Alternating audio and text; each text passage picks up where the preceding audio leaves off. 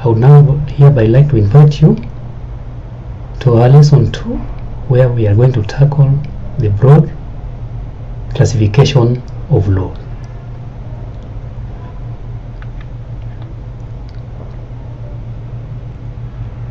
Have you ever wondered how to eat a whole elephant in a room? Regardless, you will have no chance if you are tempted to follow through your wonder with action unless you attack it one piece at a time, that is. This similarly goes with law. Why do we say so?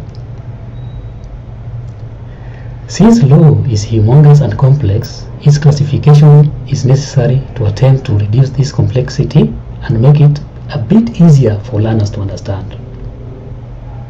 For example, this way we are able to comprehend the principles and logical structure of the legal order.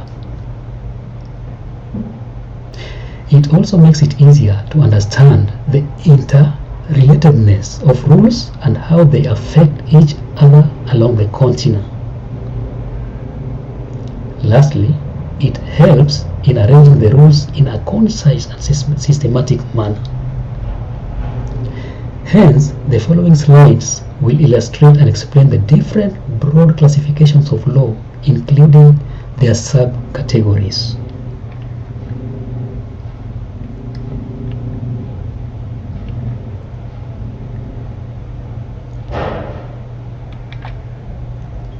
As you can see up there, these are just but a few or some of the diagrams in which the law can be categorized. These are just but a few of the examples of the diagrams into which the law can be categorized.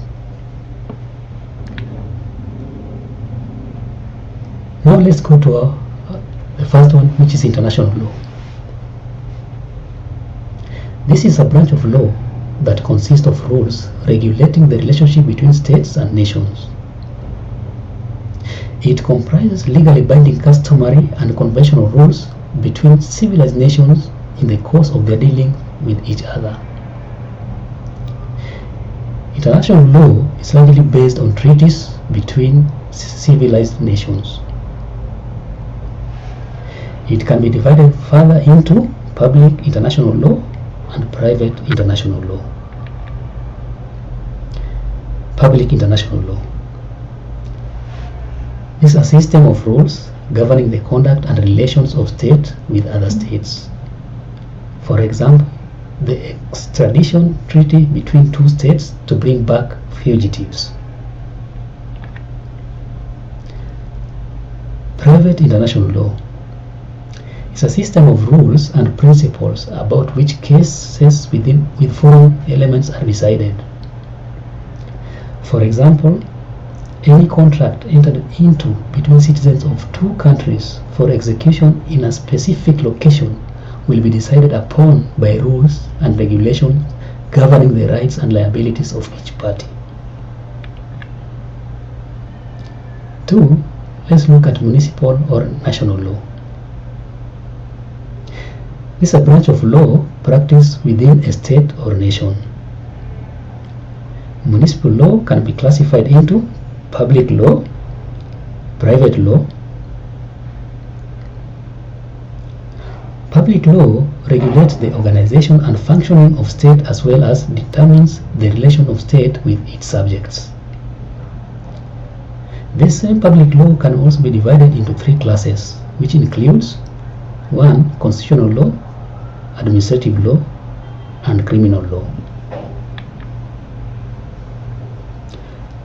Constitutional law. This is the basic fundamental law of the state. It determines the nature and the state and the structure of the government.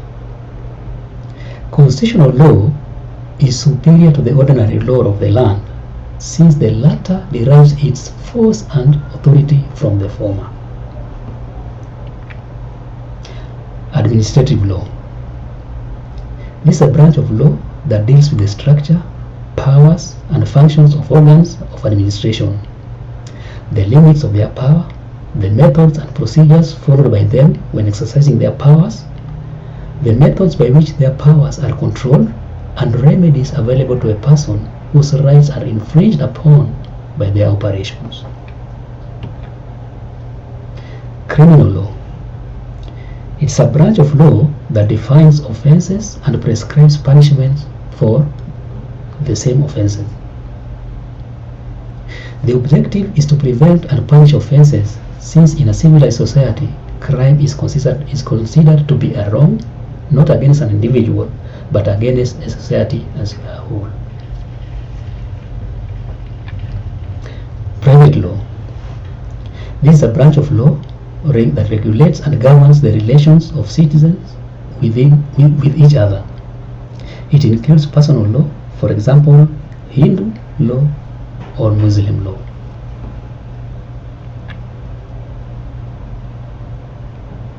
Other forms of law, just as seen in the diagrams above, are natural or moral law, which are based on the principle of right and wrong. This embodies the principles of natural justice. We also have conventional law, which is a rule or system of rules regulating the conduct toward each other by persons who have agreed to such. Customary law.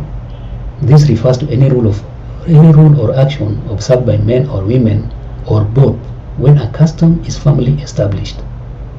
It's enforced by the state as a law owing to its general approval by the people. We also have civil law, which refers to the law enforced by the state. The force of state is the sanction behind this law. Essentially territorial in nature, since it applies within the boundaries of the said state. Substantive law deals with the rights and obligations of the individuals against the state and prescribes the offenses and punishments for the commission of such offenses. Procedural law deals with the practice and procedure, having its objective to facilitate the administration of justice. It is a process necessary to be undertaken for enforcement of the legal rights and liabilities of the litigating parties by a court of law.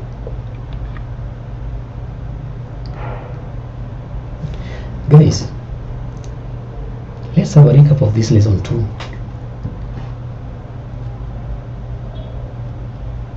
Now here we've been able to 1. Learn the different classifications of law and appreciate the benefits for classifications of law. In lesson 3 of module 1, we learn about the different sources of law. I'm gladly hoping to see you there, guys. Do you have any questions or comments? Please kindly post them in the comment section below the video. Otherwise, I thank you for watching this video.